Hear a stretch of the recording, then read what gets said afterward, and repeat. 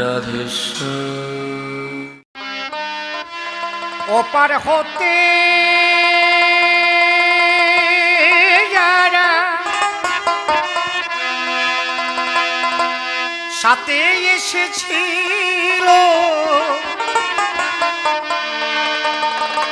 তারা চলে গেছে যে যা আপন দেশে। ও আমি একা বসে আছি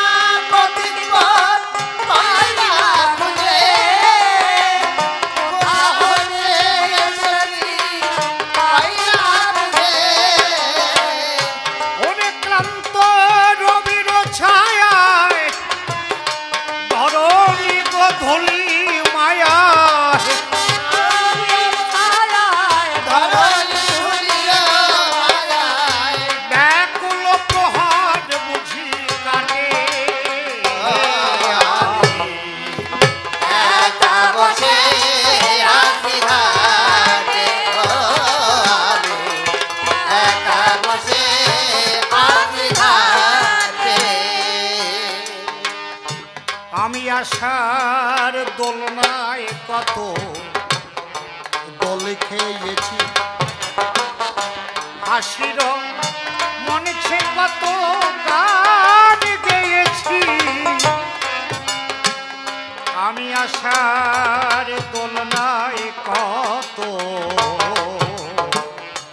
আমি দোল খেয়েছি, হাসির মনেছে কত গান গেয়েছি।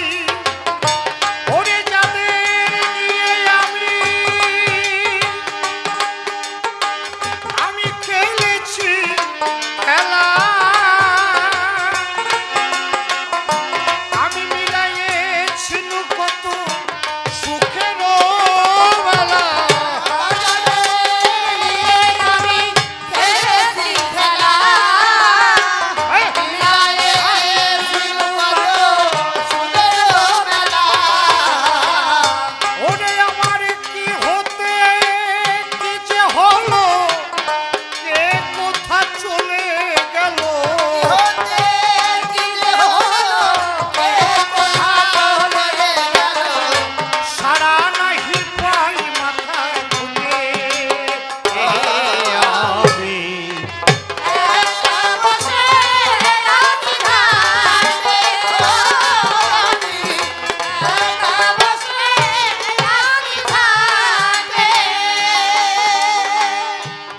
যাদের স্মরণে দেশ হইতো আকুল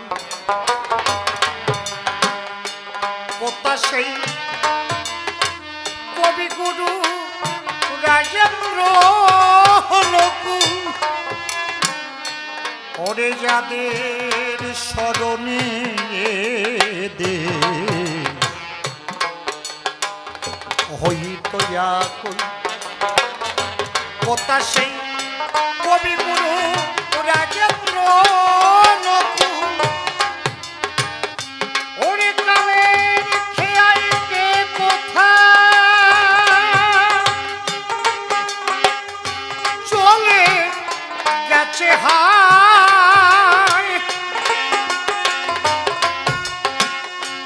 কোথা সে প্রাণের কবি নিশিও হবে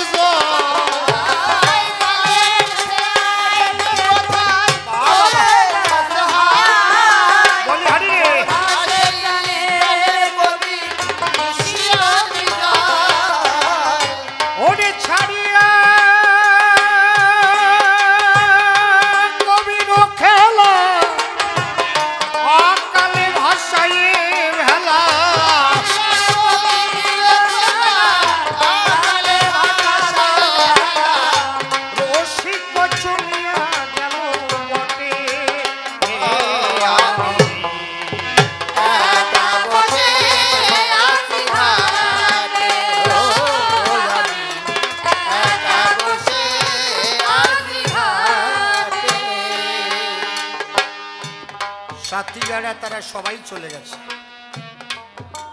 কিছুক্ষণ আগেই আসরটা প্রায় ভরা ছিল অনেকেই উঠে গেছে মেলা দেখা শেষ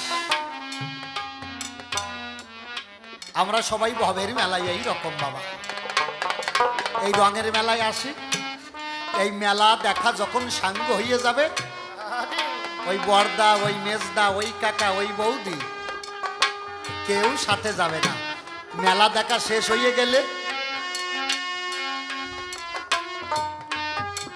যার মতো সেই বাড়িতে পারি যারা যাচ্ছে তারা যাক আপনারা যে কয়জন আছেন আমি তাদের জন্যই গাই এই আসরে এমন কোন মানুষ আছে দেখাতে পারবেন যে সাথীহারা হয় নাই কেউ পুত্র হারিয়েছে কেউ কন্যা হারিয়েছে কেউ ভগ্নী হারিয়েছে কেউ ভ্রাতা হারিয়েছে আমরা সবাই সাথীহারা পাখি করোনার বছর আমার অ্যাক্সিডেন্ট হয়েছিল আজকে এখানে গান গাবো এই ভরসাই ছিল না নাও থাকতে পারতাম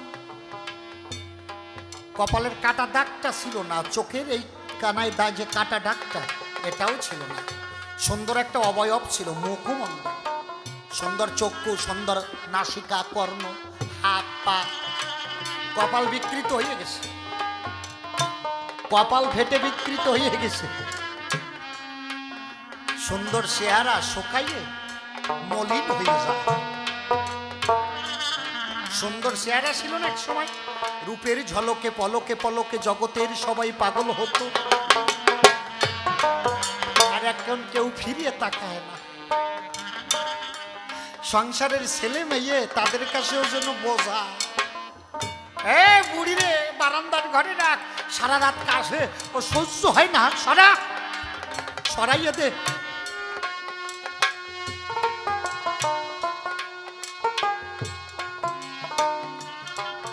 ভালোবাসা কতক্ষণ বন্ধু ভালোবাসা ততক্ষণ যতক্ষণ তুমি জগৎকে দিতে পারবে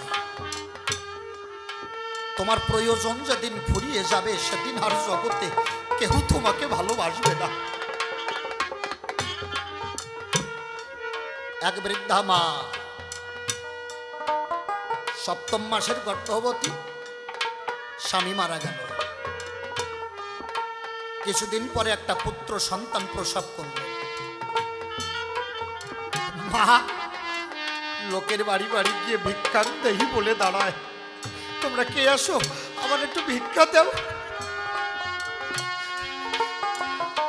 কেন আমার একটা ছেলে হয়েছে জানো, তার মুখে আহার তুলে দেওয়ার মতো ক্ষমতা নাই। এই যে তার মধ্যে এক কপাল পড়াই যে বসে রয়েছে,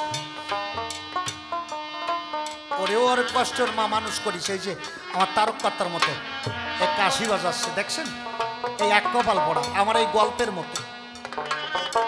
লোকের দাঁড়ে দাঁড়ে মা যায় ভিক্ষা করে, দেও ভিক্ষা দেও। কেন? আমার খোকা হয়েছে, ওকে এক মুঠো খেতে দেবো সেই ক্ষমতা নাই। লোকের ধারে ধারে গিয়ে ভিক্ষা করে মা ছেলেটাকে উচ্চ শিক্ষিত বানিয়েছে। প্রতিদিন লোকের দরজায় ভিক্ষা চাইতে যায়, লোকে দূর দূর করে তাড়িয়ে দেয়। ভালো মন্দ লোক তো কেউ না কেউ আসে। গ্রামের লোক এক সময় ভিক্ষা দেওয়া বন্ধ করে দিল। কারোর দুইখানা বাসন মেজে দেয়, কারোর একটু কাপড় কেসে দেয়, কারোর একটু উঠান ঝাড় দেয়, তার বিনিময়ে এক মুঠো খুদ এক মুঠো চাউল পায়, তাই সন্তানকে খাওয়ায়। নিজের জীবন বিপন্ন করে মা সন্তানকে খাওয়ায়।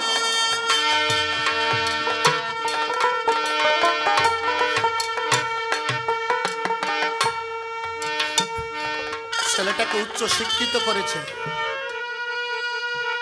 ছেলেটা হায়ার এডুকেটেড হয়ে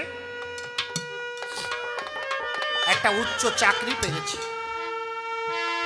একটা ধনীর দুলালিকে বিবাহ করেছে, বাংলো বাড়ি করেছে। বিবাহ করার পরে মা আর বউকে এক বাড়িতে রাখে রেখেছে। ওই বউ স্বামী বাইরে কাজ করে, বউয়ের পাশের একজনের সঙ্গে একটা সম্পর্ক তৈরি হলো। এখন দেখে শাশুড়ি যদি ঘরে থাকে তাইলে তো ভালোবাসার লোককে ডাকতে পারবো না। স্বামী বাড়ি আসলে কয়, শুনছো কি? কয় এই যে তোমার মা আর আমি এক বিছানায় থাকি, বুড়ির সেই জংলা স্বভাব যায় নাই। আমি হায়ার এডুকেটেড মেয়ে, আভিজাত্যের ভিতরে বড় হয়েছি, আমি এক বিছায় ঘুমাতে পারি না, গন্ধ আসে। মারে আলাদা করে আরেকটা রুম রাখলো আলাদা করে আরেকটা রুমে। কিন্তু ওই শাশুড়ি সারা রাত বয়স হয়ে গেছে, ঘুমাতে তো পারে না, রাত ভরে জেগে থাকে। বউ আর ভালোবাসার মানুষটাকে কাছে ডাকতে পারে না। দেখে এই শাশুড়িকে বাড়ির থেকে বের করতে হবে। স্বামীকে কল বলছে, শুনছো কি? তাই তোমার মা ওই যে আলাদা ঘর করে দিছো, রাত ভরে কাছারি ঘরের একটা ঘর করে দাও, তা না হলে কিন্তু তোমার সংসারে থাকবো না। একদিকে মা আর একদিকে বউ, যাবে কোথায়? বউয়ের কথায় মায়ের জন্য আলাদা করে একটা ঘর তৈরি করে দিল। কিন্তু তাতেও ভালোবাসার মানুষটাকে কাছে পাওয়ার জুত হয় না। স্বামীকে বলছে, শোনো, মা তো এতদিন এই জগতে সংসারে থাকলো, আর কতদিন বাঁচবে? এক কাজ করো, মাকে হয় জঙ্গলে দিয়ে আসো, আর তা না হলে কোনো তীর্থে রেখে এসো। তোমার মা যদি এই বাড়িতে থাকে, এই ভিটের উপরে থাকে, তাহলে আমি আর এই সংসারে থাকবো না। স্ত্রীর মন রাখতে কি করবে? ছেলে একটা ঝুড়ি নিয়েছে, মা তো হাঁটতে পারে না, জীবনে যতদিন হাঁটতে পেরেছে খোকার জন্য ভিক্ষা করেছে, আর পথ চলতে পারে না।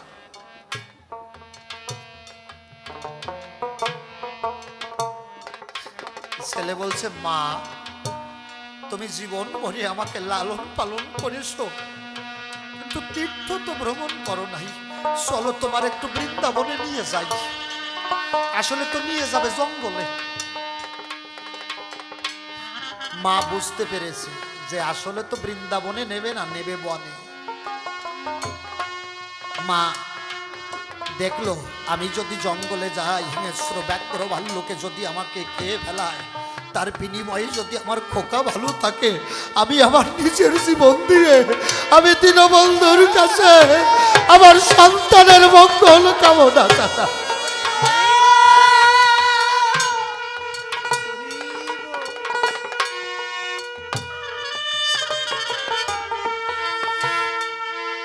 ঝুড়িতে করে মাকে তুলেছে মাথায় করে, পথে যেতে যেতে গভীর জঙ্গলে প্রবেশ করেছে।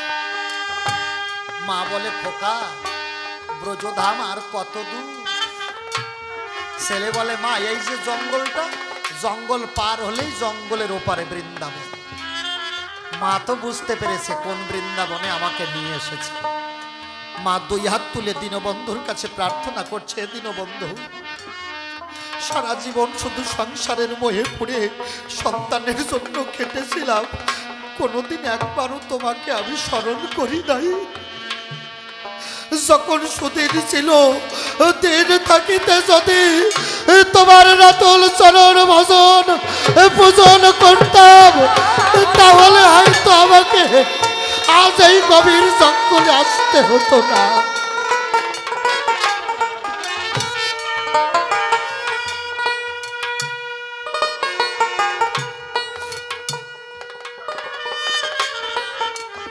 ছেলেকে বলছে, বাবা বৃন্দাবন আর কত দূর? ছেলে বলছে, মা এই তো এসে গেছে।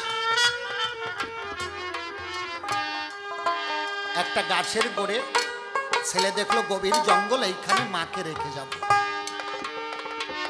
একটা বিরাট গাছ, গাছের গোড়ে মাথার থেকে মাকে নামিয়েছে। নামিয়ে বলছে, মা তুমি একটু বসো, আমি একটু প্রস্রাব করে আসি।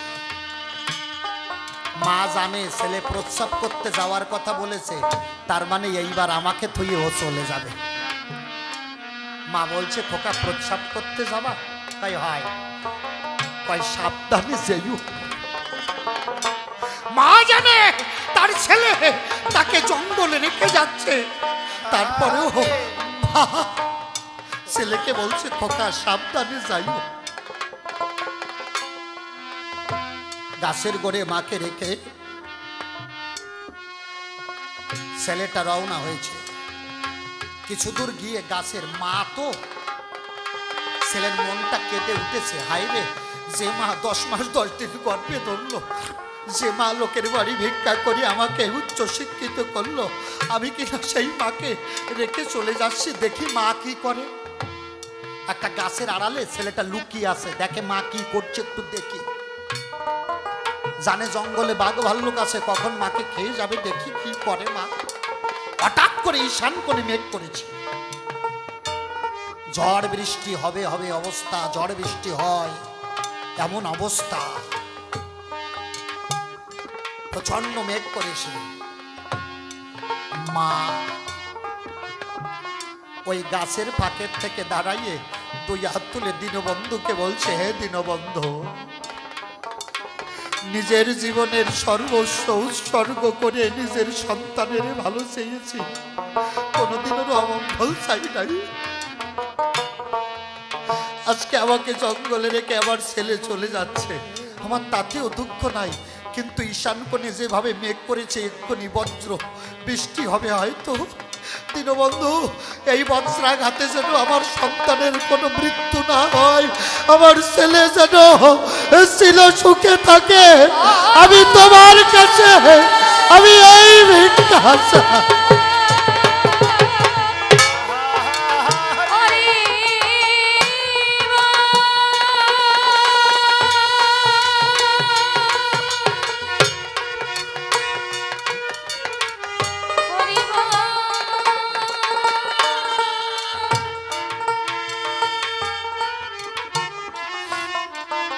ছেলেটা গাছের আড়াল থেকে বলছে, হায় হায় রে, যে মাকে জঙ্গলে রেখে গেলাম বউয়ের কথায়, সেই মা কিনা আমার মঙ্গল কামনা জানায়।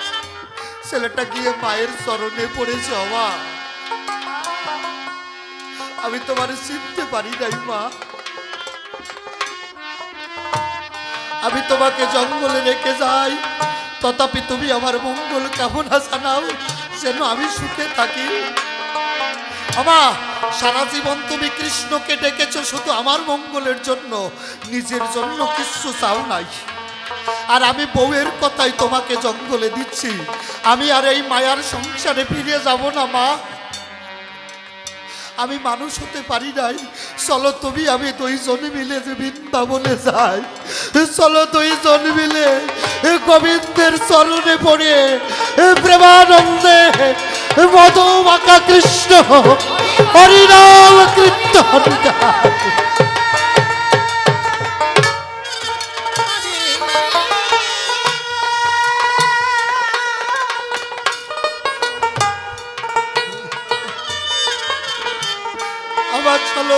যখন নামে বাদাম তুলে সর্বঙ্গে মধুমাখা কৃষ্ণ নাম হরিনাম লিখে কৃষ্ণ নামের বাদাম তুলে মাগো চলো দুইজন দিন থাকিতে এই সাধুগুরু বৈষ্ণবের প্রেম বাজারে গিয়ে বৈষ্ণবের চরণ ধুলি কুড়াই।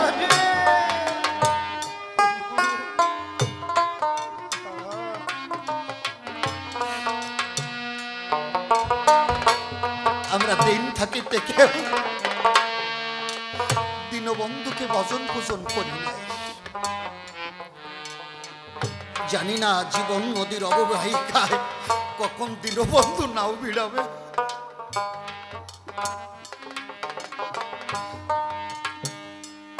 কখন পরপারের ডাক আসবে জানি না। সবাইকে একদিন জগৎ ছেড়ে চলে যেতে হবে। আপনারা আমাকে আশীর্বাদ করবেন। আমার জীবন নদীর অববাহিকা, আমার জীবন বন্ধু যেদিন এসে নাও ভিড়াবে আমি সেদিনও যেন আপনাদের মতো বৈষ্ণবের সঙ্গ করতে করতে এই বৈষ্ণবের পদরজ অঙ্গে বেঁকে প্রেমানন্দে আমি যেন দেশের মানুষ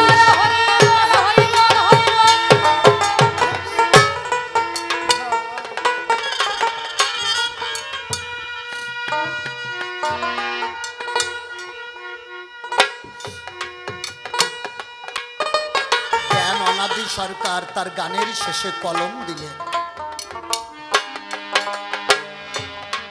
আমি জীবন খাতার পাতা আমি কি যে লিখি চাই পরে কিছু তার মুছে গেছে কিছু মনে না।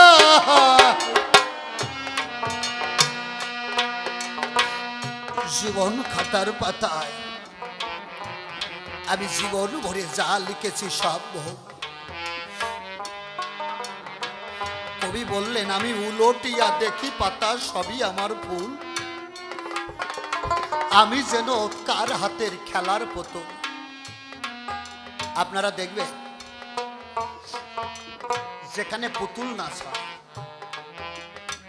বাবা দেখবেন একজন পুতুল মাস্টার থাকে না, মাস্টার মশাই ওই পুতুলের সুতো ধরে টান দেয়, দিয়ে যেমন করে পুতুলটাকে নাচায় তেমন করে নাচতে হয়।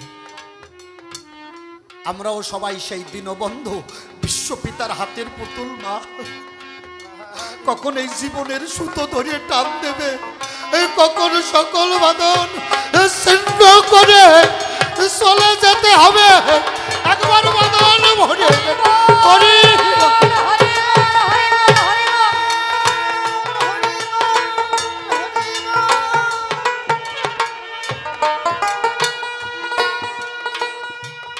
গাইলেন কেউ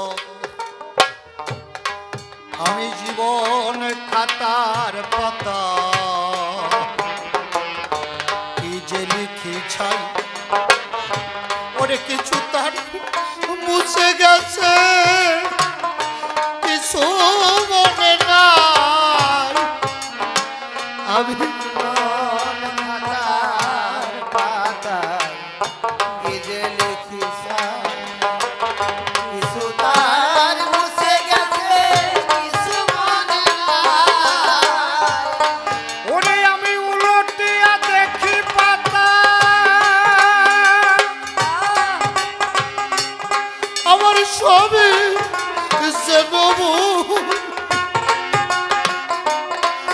আমি যেন তার হাতে খেলার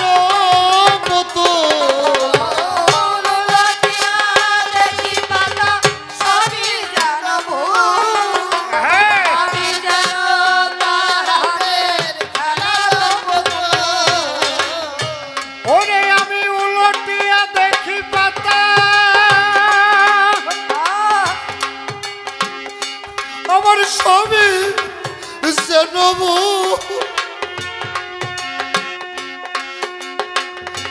আমি যেন তার হাতে খেলার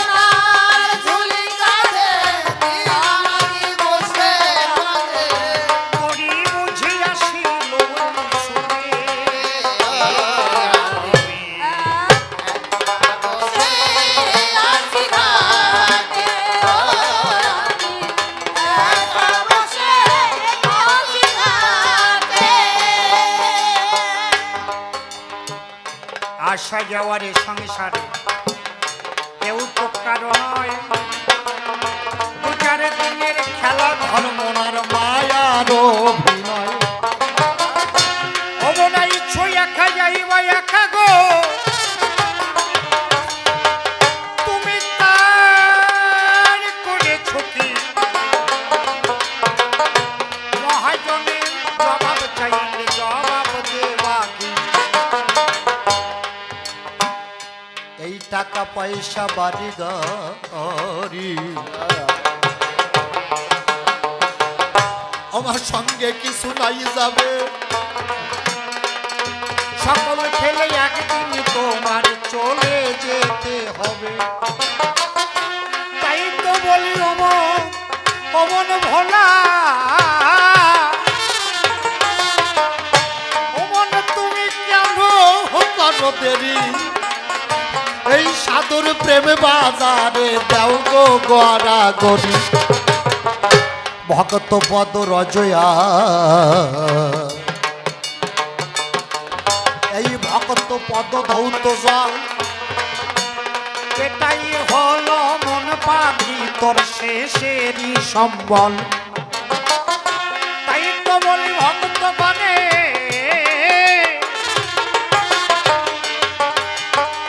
তোমরা কেন করো দেরি? একবার চাঁদ বদনে প্রেমানন্দে বলো হরি হরি। হরি নামটি সর্বসাধ্য যোগ সর্বশ্রেষ্ঠ সার। হরি নামে হলে যাবে ভব সিন্ধু পার। ওরে এই তামসিক ভাবে মায়ের পূজা গো তোমরা দিয়েছ পাঠা বলি, তাই তো আমি দিলাম না ওই মায়ের ওই অঞ্জলি মায়ের দুয়ারে পাঠা বলি আর রক্ত বলি গো ও দিয়ে সময়ের পায় রুষ্টা তাতে মা জননী আমি বলিব তোমায়। মায়ের পায়ে প্রণাম দিলাম না কেন? এই একটাই কারণ, তোমরা মায়ের পায়ে পাঠা বলি দিয়েছ। আরেকটা কারণ শুনবা, আমাদের এই ষটচক্রের কথা বলেছি না আমি, মূলাধার, স্বাধিষ্ঠান, মণিপুর, অনাহত, বিশুদ্ধ, আজ্ঞাচক্র। এই কুণ্ডলিনী কালী যদি দ্বার ছাড়িয়া দেয় দ্বিদলে আসিয়া কালী তখনও দেখো সে দাঁড়ায়। ওরে দ্বার ছাড়িয়া অচৈতন্য মাতা তোমার, ও দেখো চেতন শিলা হবে ব্রহ্মময়ী হতে মাতা তোমার দ্বিদলে দাঁড়াবে। দেখেন এই দেহে ঘরের একটা তাৎপর্যতা আছে বাবা, একটু তত্ত্ব কথা বলি। যে মাতা কুণ্ডলিনী রূপে আমার দেহ ঘরে চতুর্দলে অচৈতন্য ছিল, ওই মাতা দরজা ছেড়ে দিয়ে আমার এই দ্বিদলে এসে দাঁড়ায়। তখন কি হয়? ব্রহ্মময়ী চৈতন্যময়ী জননী মা গো চেতনা জাগায় ওই মা তখন সহস্রায় কৃষ্ণের সাথে মিলন ঘটায়। বৃন্দাবনে কৃষ্ণের সনে মিলন ঘটাতো কে? বড়াই বুড়ি, তাই তো? বড়াই বুড়ি না, বড়াই বুড়ি মিলন ঘটাতো তো। এই বড়াইকে আত্মা শক্তি মহামায়ের একটা রূপ, সেই মাকে আমার এই দ্বিদলে রয়েছে সেই বড়াই বুড়ি চৈতন্য রূপিণী মা। এই যে সহস্র দল, এ রূপদলে রয়েছে ললিতা, বিশাখা, চম্পকলতা, কৃষ্ণকে বেষ্টন করি। এইবারে সখীদের সঙ্গে যোগাযোগ করে, কার ছাড়িয়া দেরে জীব মুক্ত হয়ে গেছে, এই জীব যাবে দেখ সেই প্রাণবন্ধু আর কাছে। মা তখন ওই সখীদের বলে তোরা দ্বার ছেড়ে দে, এই দ্বিদলের পরে সহস্রার পরপারে আমার গোবিন্দ বসবাস করে। তখন সখীরা দ্বার খুলে দেয় আর ওই গোবিন্দ থাকে সহস্রার পরপারে। যেদিন হইতে আমার দেখো উন্নত এই মন মানসিকতা হলো, চৈতন্যময়ী মাতায় আমার দেহ খুলিয়া দিল। ওরে সহস্রাতে আমার রাধা কৃষ্ণ সদা গো, ও দেখো বসত করে তাই আস আশ্চর্য এক ঘটনায় আমি বলবো গো তোমায়। তাহলে কি হচ্ছে? সহস্রায় আমার রাধা গোবিন্দের সর্বদা রাস হচ্ছে। আমি আরোপের ঘরে জলে বঙ্গলে, জলে জঙ্গলে বনে রনে যেখানে যাই আমার কৃষ্ণকে দেখতে পাই। আমি মাথা নিচু করে যখন প্রণাম দিতে গেলাম কালীর পায়, মাথা নিচু করলে মস্তকটা কোথায় যায়? কালীর চরণে যায় না? কালীর চরণে যায় তো। এই মস্তক নিচু করবেন, দেখবেন কালীর চরণে মাথা যাবে। তাহলে সহস্রারে কে আছে? আমার প্রাণ গোবিন্দ। কথাটা বুঝবেন। আমি যখন মাথা নিচু করলাম, ওই রাধা গোবিন্দের রাস হচ্ছে, এইটা কালী জানতে পেরেছে। কালীর সাথে সাথে আমার হস্ত ধরে বাধা দিল, হ্যাঁ মীরা দাঁড়াও। কেন? তোমার প্রণাম নিতে পারবো না। তুমি মস্তক নিচু করে যখন প্রণাম দিতে যাবে আমায়, আমার গোবিন্দ যে তোমার মস্তকে আছে, আমার চরণখানা গোবিন্দের মাথার উপরে উঠে যাবে। এই যে সহস্রারে যে প্রাণ গোবিন্দ, এই গোবিন্দ, গোবিন্দের উপরে আমার চরণ উঠে যাবে, মানে মস্তকে গোবিন্দ আছে। তাহলে কালীর পায়ে যদি মাথা ঠেকাই, তাহলে ওই পা লাগবে, কালীর পা লাগবে কি? গোবিন্দের মাথায় না, গোবিন্দের গায়ে লাগবে তো। এর তাৎপর্যতা আছে। বললো ওই গোবিন্দ হলো আমার গুরু। গোবিন্দই আমার গুরু, বিশ্ব কল্পতরু। আমি তার পূজা দেই সর্বদাই। আর সেই গোবিন্দকে নত করে বিশ্ব আমার পায়। তোমার কাছে করি বর্ণনা মীরাই, আমি তোমার প্রণাম নিতে যে পারবো না। মাথার উপর বিরাজ করে রাসের মহাজনা। তোমার রাথার উপরে রাসের মহাজন বিরাজ করছে। গোবিন্দ হলো আমার গুরু। আর ওই গোবিন্দ আমার পা যদি লাগে গোবিন্দের গায়ে, তাহলে আমি গুরু বিমুখ হয়ে যাব। তাই তোমার প্রণাম আমি নিতে পারবো না। এই কালী মানা করিছে, তাই আমি প্রণাম দিলাম না। এবার কালী গোবিন্দের গুরু হয় কি করে একটু সংক্ষেপে বলি। অসুবিধা হচ্ছে না তো? আপনাদের অসুবিধা হচ্ছে না তো? কালী গোবিন্দের গুরু হয় কি করে? একদিন চণ্ডীদাস মনের আস নদীর জলে স্নান করিতে গেল, সুন্দর একটা টগর ফুল দেখো ভাসিয়া আসিল। একটা গোবিন্দ পূজার টগর ফুল, কৃষ্ণ পূজা হয়েছে, সেই ফুল নদীর জলে ভাসিয়ে দিয়েছে। চণ্ডীদাস স্নান করতে গিয়ে ওই টগর ফুলটা পেয়েছে। চণ্ডীদাস মনে মনে ভাবছে, আমি এই টগর ফুলটা দিয়ে, আমি তো কালীর পূজা করি, চণ্ডীদাস কালী ভক্ত ছিল প্রথমে, তাহলে আমি এই ফুলটা আমার মার কালীর পায়ে দেব। এই কথা ভাবিয়া ফুল নিয়ে মা কালীর দরজাতে গেল। আর বিশ্বজননী মায়ের পায়ে যখন ফুল দিতে যে গেল, ফুল নিয়ে যখন মায়ের পায়ে দিতে গেল, মা হয়ে মূর্তিমান দাঁড়াইল। চণ্ডীদাসের সন্ধিদাস, দাঁড়াও চণ্ডীদাস। কি? তোমার ওই টগর ফুল আমার চরণে নিতে পারবো না। কেন মা? এর অপরাধটা কোথায়? বলছে অপরাধ তোমার নয়। তুমি জানো না যে ফুলটা তুমি আমার চরণে দিচ্ছ, ওই ফুলটা দিয়ে কিছুদিন আগে আমার গোবিন্দের পূজা হয়েছে। তুমি আমাকে যেমন গুরু বলে পূজা করো, তেমনি আমার গুরু আছে, কে জানো? চণ্ডীদাস বলল, মা আমি জানি তুমি বিশ্বের গুরু, তোমার উপরে গুরু আছে। আসে কে? বলল আমার প্রাণ গোবিন্দ। তা গোবিন্দের চরণে যে ফুল দিয়ে পূজা হয়েছে, ওই ফুল আমি আমার মস্তকে নিতে পারি, আমার চরণে নেওয়ার অধিকার নাই।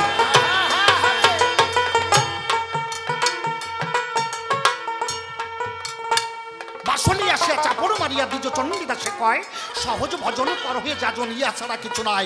রজকঠিয়ারি কিশোরী স্বরূপা শরণ লৌগতার, আমি যাহা বলি তুমি শুনো তাহা 64 ভজন সার। বাসলি মানে কি? মা কালী। চণ্ডীদাসকে এসে চর মেরে বললেন, যা আজ হইতে তোর কালী পূজা সার্থক, আজ হইতে রজকিনীকে তোর প্রেমের গুরু করে তুই কৃষ্ণ পূজা কর। এই জন্য বলছে, বাসলি আসিয়া চাপড় মারিয়া দ্বিজ চণ্ডীদাসে কয়, সহজ ভজন করহে যাজন, ইয়া ছাড়া কিছু নয়।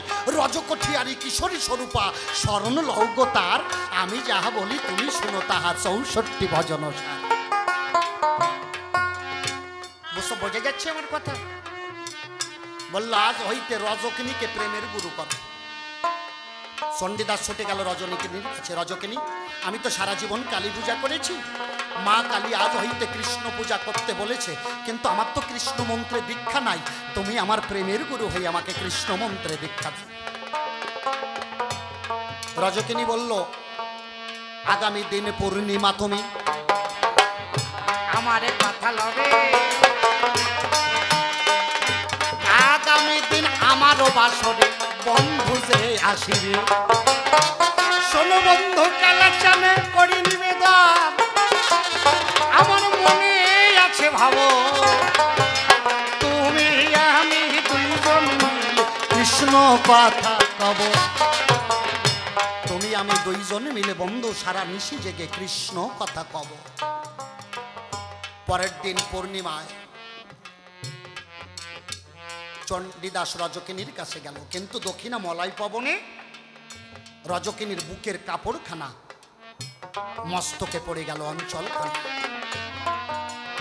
চণ্ডীদাসের উন্নত উঁচু পয়োধার বক্ষখানা দেখে কামনায় আসক্ত হয়ে রজকিনীকে জড়িয়ে ধরতে গেল। রজকিনী ধাক্কা দিয়ে চণ্ডীদাসকে মাটিতে ফেলে দিল, দিয়ে বলল, চণ্ডীদাস, তুমি কি আমাকে এই ভালোবাসো? তুমি আমার এই দেহটাকে ভোগ করতে চাও? এই উন্নত উঁচু পয়োধার স্তন্য যুগল দেখে যদি তোমার কামনা জাগে, একটা ছুরি দাও বন্ধু, আমি আমার স্তন কেটে তোমার হাতে দিয়ে দেই। তুমি কি জানো না তোমার সঙ্গে আমার সঙ্গে দেহের কোনো সম্বন্ধ নাই, শুধু তুমি আমি দুইজন মিলে কৃষ্ণ ভজন পূজনে থাকবো, কৃষ্ণের সাধনায়। চণ্ডীদাসের ভুল ভেঙে গেল। চণ্ডীদাস বললেন, শোনো রজকিনীর, আমি তোমার চরণ শীতল বলিয়া শরণ লইনু, আমি তোমার ওই শীতল চরণে আমাকে আশ্রয় দাও, আজ হইতে কৃষ্ণ ভজন পূজন আমাকে শিখাও। দুজন মিলে সারা নিশি কৃষ্ণ কথা কয়, আশ্চর্য এক ঘটনা বাবা ঘটিছে কথায়। ওরে দুইজন সারা নিশি জাগিয়া গো, ও দেখো কৃষ্ণকে ডাকিল,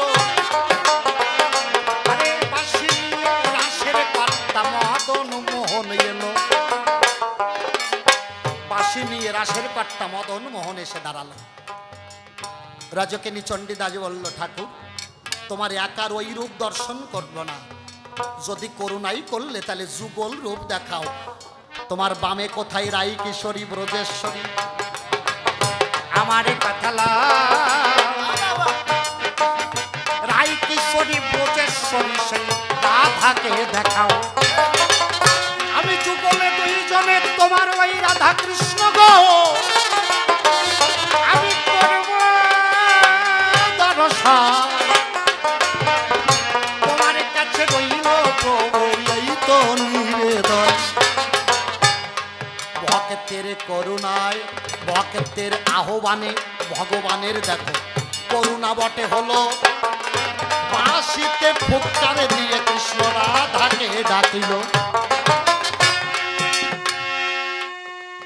আর বাঁশির তান শুনিয়া রাধা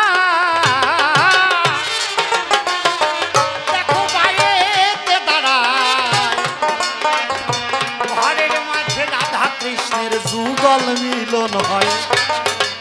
রাধারানী বাইরে এসে দাঁড়ালো, রাধা কৃষ্ণ যুগলে দাঁড়ালো।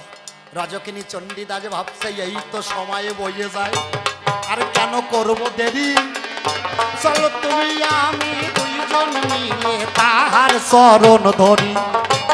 আরে কি আনন্দ, কি আনন্দ গো, ওরে রাধা কৃষ্ণের যুগল মিলন হলো, একবারে চাঁদ বদনে প্রেম আনন্দে হরি হরি বলো। বোঝা গেল? তার মানে কি, কালীর কৃষ্ণ, কালীর গুরুদেব হলো কৃষ্ণ।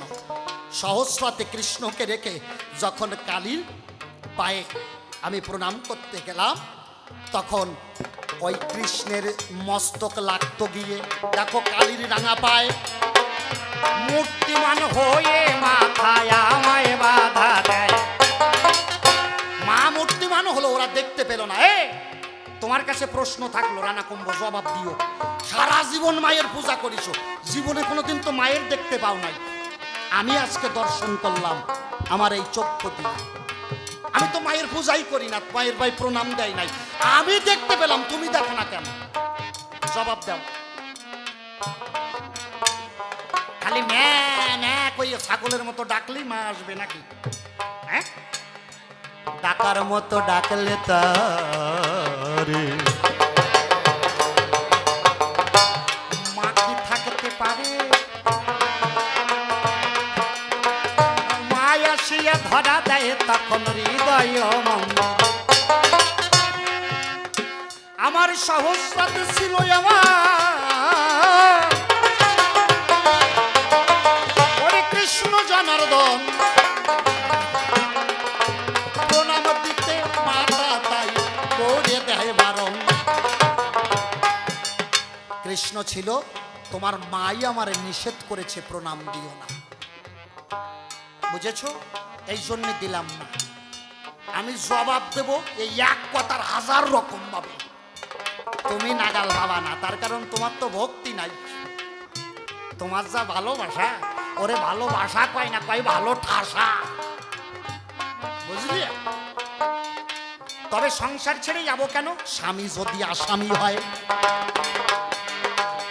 কৃষ্ণ পূজায় যদি বাদী হয়, সেই স্বামীকে ত্যাগ করিবে শাস্ত্রে দেখো কয়। শাস্ত্রে কি বলছে? যার মুখে ভাই হরি কথা নাই, তার মুখ ভাই দেখো না। যার মুখে ভাই হরি কথা নাই, তার মুখ ভাই দেখো না।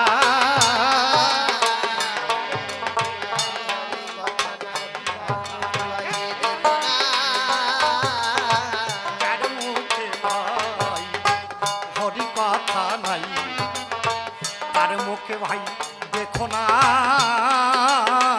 যার মুখে ভাই হরি কথা নাই, তার মুখ ভাই দেখো না। যার মুখে হরি কথা নাই তার মুখ দেখো না। তুমি হলে কৃষ্ণ সেবার বাদী, স্বামী নয় আসামি। কৃষ্ণ পূজা দিতে আমি মন্দিরেতে যাই, রানা কুম্ভ দগ্ধ করে তখন যা নাই সে ভাই। রানা কুম্ভ তার বোনের কথাই বলল, এই মেয়েরা কৃষ্ণ ভজন পূজন করে, বিধর্মী মুসলমান আকবর বাদশাহ তাকে কৃষ্ণ নাম শোনায়। শোনো, এই মানার মন্দির খানা উড়াইয়ে দেয়, কামানো দাগাইয়ে আমারও মন্দির খানা দেখো উড়াইয়ে দিল। আশ্চর্য ঘটনা একটা কথাই যে ঘটিল। কামান দেখাইয়ে মন্দির উড়াইয়ে দিল। আশ্চর্য এক ঘটনা ঘটল। আচ্ছা, কামান যদি দাগানো হয় একটা মন্দির ছিন্ন বিচ্ছিন্ন হয়ে যায় না? মন্দিরে কিছু অবশিষ্ট থাকলো না। যখন কামান দাগাইয়ে দিল, আমার দীনবন্ধু, আমার দীনবন্ধু কত করুণাময় গো। সে যে যশোদার কোলের ছেলে, কামান দাগালে অমনি গিয়ে আমায় নিল কোলে।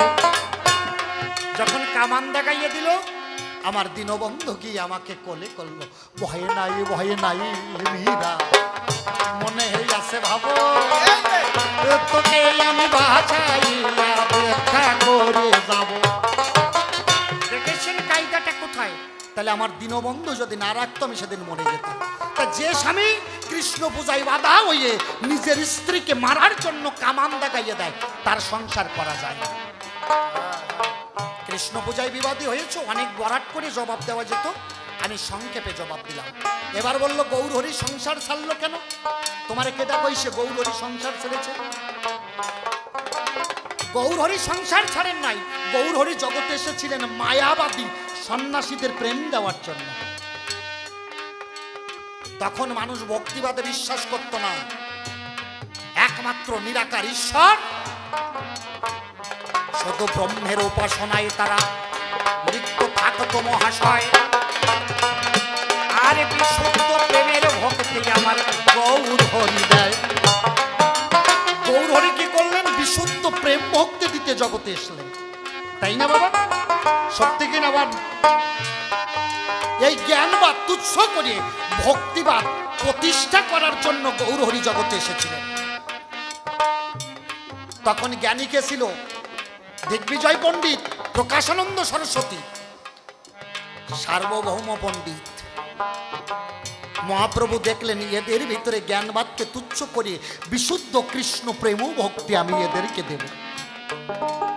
মহাপ্রভুকে সার্বভৌম পণ্ডিত যেদিন উড়িষ্যার মন্দির থেকে বাড়ি নিয়ে গেলেন, বেদান্ত আলোচনা হলো মহাপ্রভুর সঙ্গে সার্বভৌম পণ্ডিতের। বেদান্ত আলোচনায় সার্বভৌম পণ্ডিত মহাপ্রভুর কাছে হেরে গেল। দেখলো একটা 25-26 বছরের ছেলের কাছে আমি কিনা বেদান্তে হেরে যাই? আমি বিশ্বের শ্রেষ্ঠ পণ্ডিতের একজন। সার্বভৌম পণ্ডিত মলিন বদনে থাকলো। মহাপ্রভু বলল, চলো, বেদান্তে যখন তোমার পরাজয় হয়েছে তাহলে বেদান্ত দিয়ে আর দরকার নাই, চলো একটু তুমি আমি দুইজন মিলিয়ে একটু আত্মারাম শ্লোক নিয়ে আলোচনা করি। একটা আত্মারাম শ্লোক নিয়ে আলোচনা হলো কি, আত্মারামস্য মনোয় নিরক্রত অপ্রক্রমে কুর্বন্তর্য অহৈতিকং ভক্তি মিথং ভূত গুণ হরি। এই একটা আত্মারাম শ্লোককে সার্বভৌম পণ্ডিত 7 রকম ভাবে ব্যাখ্যা করে মহাপ্রভুকে শ্রবণ করালো। ওই একই শ্লোককে নিয়ে মহাপ্রভু 18 রকম ব্যাখ্যা করে সার্বভৌম পণ্ডিতকে শোনালো।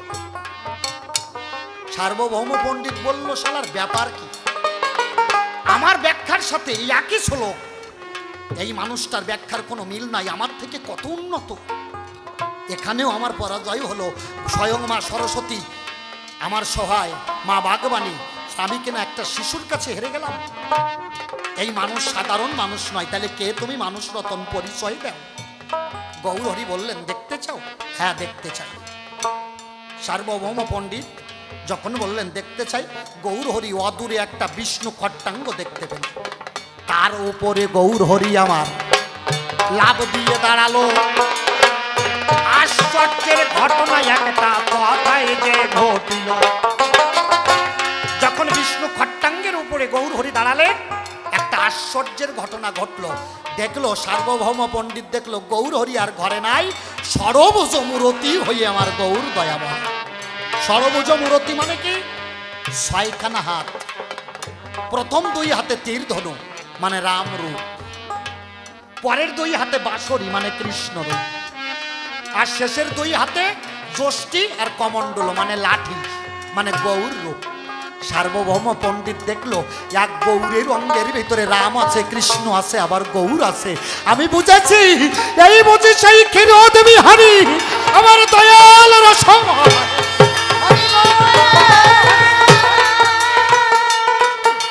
আমার আর যুক্তির দরকার না। গৌরহরি পড়ে গেল সার্বভৌমের পায়, সার্বভৌম পড়ে গেল গৌরহরির পায়। বলল, আমার যুক্তি আমার হয়ে গেল সারা, তোমার ভক্তি ডোরে প্রভু পড়ে গেছি ধরা। যুক্তি আজ হইতে তোমার চরণে আমি গো, আমি দিলাম বিসর্জন। তোমার চরণে আজকে আমার হয়েছে মরণ। নতুন একে সার্বভৌমের জন্ম ব্যাটে হলো, যার অধরে আছে শুধু কৃষ্ণ নামের বল। আজ হইতে কৃষ্ণ কব, কৃষ্ণ গাব গো, আমি ভাসব নয়ন জলে। বিশ্বখানা কৃষ্ণ ভক্তি দেবময় তলে। আজ হইতে জ্ঞানী সার্বভৌমের মৃত্যু হলো, একজন ভক্ত সার্বভৌমের জন্ম হলো, যার অধরে শুধু কৃষ্ণ নামের বলি আর স্কন্ধে কৃষ্ণ নামের ঝুলি। এটা হলো সার্বভৌম। তাহলে এদেরকে প্রেম দেওয়ার জন্য কি হলো? রাধায় অঙ্গ, কৃষ্ণ অঙ্গ, একই অঙ্গ হলো, 2 অঙ্গ এক হয়ে নদিয়াতে এলো। সেই রাধা কৃষ্ণের মিলন মূরতি আমার গৌর দয়াময়। একবার চাঁদ বদনে হরি হরি বলুন গো সবাই। এই তো প্রেম ভক্তি দিতে আমার গৌর হরি এলো, তোমার কাছে সেই তত্ত্ব ভুলে বলা।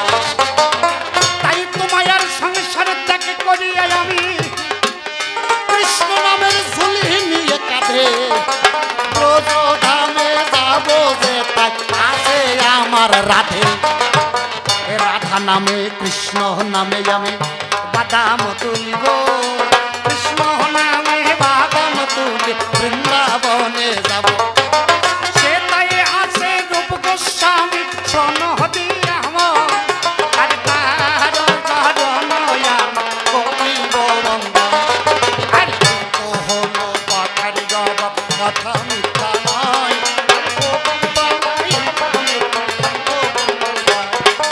এরপরে সে তুমি দেখো সবাই আসবে তাহার ভাবে কথা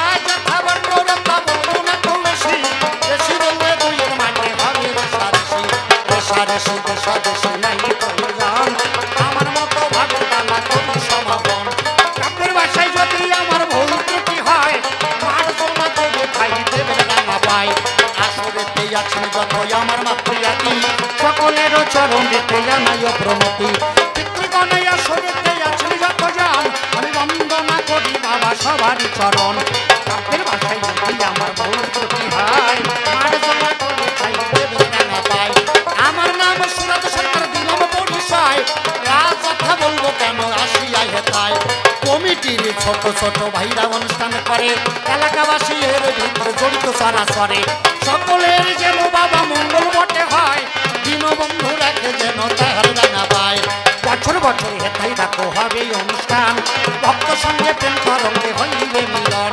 টাকা পয়সা বাড়ি গাড়ি চিরদিনের নয় সকল কিছু ছেড়ে এখন চলে যেতে হয় দেখুন এ জগতে বাঁচতে গেলে যেমন অর্থের দরকার তেমনি দীনবন্ধুর কাছে যেতে গেলে পরমার্থের দরকার সেই পরমার্থ কি সাধুগুরু বৈষ্ণবের চরণ ধলি আর চরণ ধৌত জল আমি সকলের কাছে অনুরোধ রাখবো এলাকায় যত মানুষ আছেন সকলের কাছে অনুরোধ আপনাদের এই যে মহাতীর্থ এত বড় একটা অনুষ্ঠান প্রত্যেক বছর যেন আপনারা পূর্ণ সহযোগিতা করবেন ছেলেদের এতে কি হবে বাবা এই দেশে বাঁচতে গেলে টাকার দরকার দীনবন্ধুর দেশে যেতে গেলে পরমার্থের দরকার আপনারা যতটুকু সহযোগিতা করবেন এইটা দীনবন্ধুর খাতায় জমা হবে আর অন্তিমে অনাসে গোবিন্দের শ্রীপাদ পদ্মে সবাই প্রেমানন্দে জায়গা পাবে তোর আমার নিবেদন রইল তাহার ভাই কবির বালাই এইখানে কান্ত করতে হয় ওমা তোমরা হাইটে দেখছো কেন এরপরে গান হবে তো বাবা বসো এরপরে ও আসবে তারপরে আবার আমি আসবো তাই না তারপরে মিলন গান হবে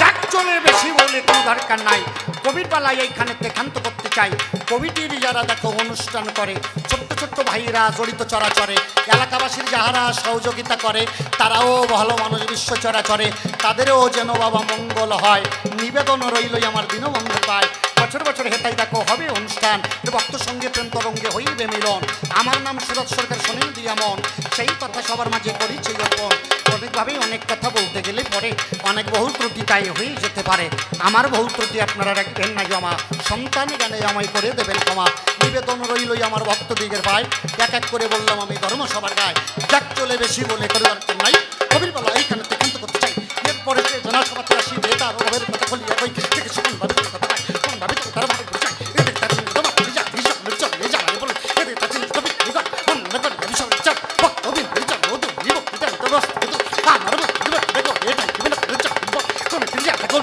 কর সত্যি ভালো বিষয় ধর ধর মন তার দুর্বিত কথা এদের মন রাখতে তার কথা পাই এই পর্যন্ত আজকের মতো ভাবের ক্ষান্ত হলো